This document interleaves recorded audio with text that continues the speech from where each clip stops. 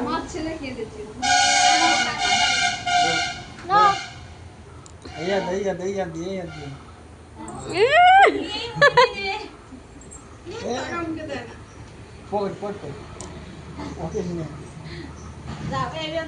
এবার একটু খাই দে। আগে পায়েস দেবে তো আগে একটু পায়েস দে তারপর ভাত দিস তুই দে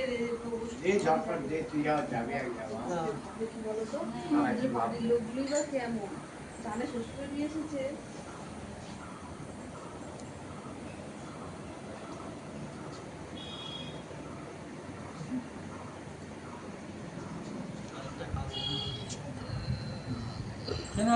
মিষ্টি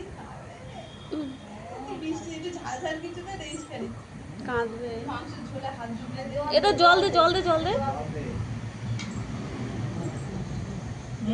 সোনা ওসি প্রতিমা তাকে